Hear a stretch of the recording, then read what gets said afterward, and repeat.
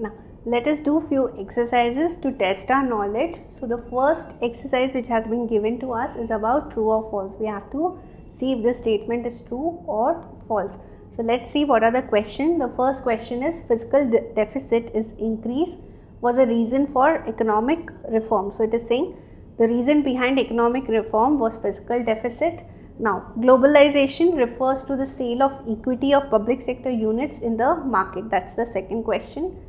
Sale of PSU to private sector is a method of privatization. Okay, and lastly we have predecessor of WTO was GATT, that is GATT. Now see, the first statement is true. Fiscal deficit was one of the reasons because of which we had to undertake economic reforms.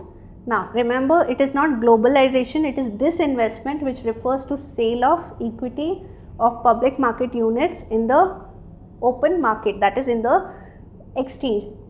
Sale of PSUs to private sector is a method of privatizing the public sector.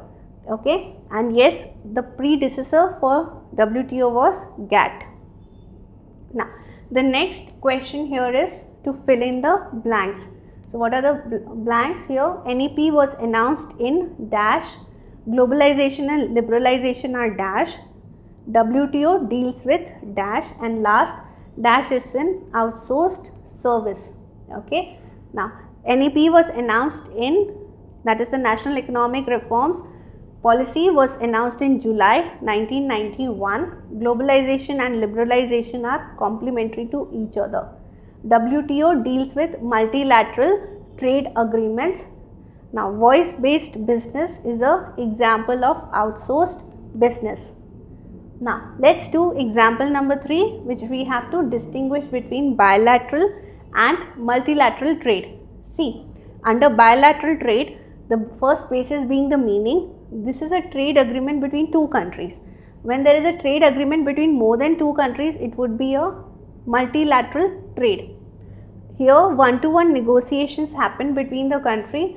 Remember, there it is done with all the countries together. So all the representatives of these countries would sit on a roundtable conference and discuss opportunities for multilateral trade.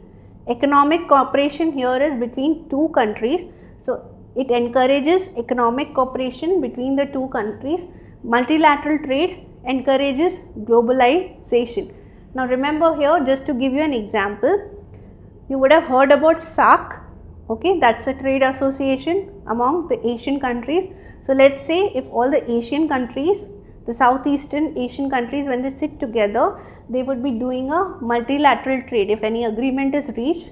Okay, whereas when two business houses from different countries sit, or when two countries sit together, let's say India and Iran, to discuss the possibilities of trade, that would be an example of bilateral trade.